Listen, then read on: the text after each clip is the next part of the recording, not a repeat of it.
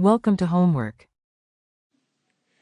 So we have a situation where two different volumes of water at different temperatures are introduced to each other, and in this system they will eventually reach an equilibrium. So the heat absorbed by one volume of water will be equal to the heat lost by the other volume of water. So this equilibrium allows us to manipulate the classic equation where we know that Q is equal to mc delta T. So to start, we have a volume of water at a temperature, but as you see from this equation here, we need a mass. So we can convert our volume to a mass using the density.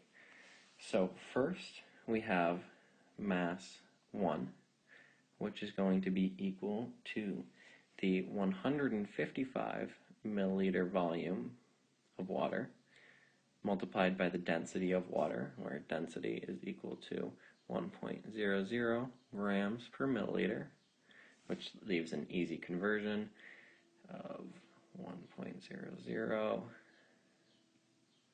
here, canceling out our milliliters. And so mass 1 is going to be 155 grams of water. Mass 2, do the same thing. It is a 75 milliliter volume of water, again multiplied by the density, is going to be equal to 75 grams of water. So we have mass 1 and we also have mass 2 now, so now we can look at the temperatures. So another way we can think about this is we are setting the mc delta T equations equal to each other for each individual volume of water. Now C is going to be a constant in both sides, and we can sort of get rid of that as we go. So we're really setting mass 1 and the change in temperature 1 equal to mass 2 and the change in temperature 2. And we know that these are in equilibrium, so the final temperature will be the same for mass 1 and mass 2. So we have mass 1 now at 155 grams, okay?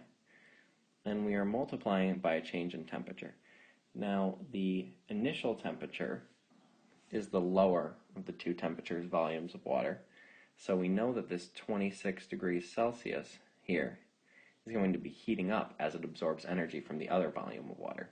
So we know the temperature final is going to be higher than 26 degrees. And this is going to be equal to mass 2, which is 75 grams. And that is going to be multiplied by the 85 degrees that this volume of water starts at, and is going to lose energy as it comes, or lose temperature as it comes into equilibrium with the other volume. So we're going to be subtracting T final. So since we aren't using specific heat capacity, because it's the same on both sides, we can ignore the gram values here, and we can just assume that these are basically scaling factors for the temperature. So if we distribute through, we're going to have an equation where we have 155 TF minus 4030, and that's from distributing this in, is going to be equal to 6,375 minus 75 TF. Again, distributing in. So now we're left with an equation just in terms of the final temperature, which can be easy to solve for.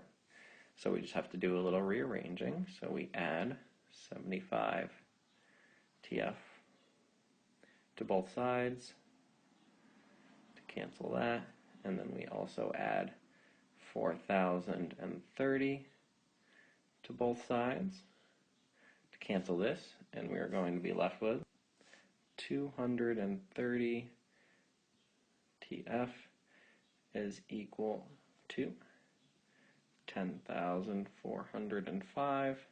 We divide both sides by 230, and we're left with a final temperature of 45.24 degrees Celsius.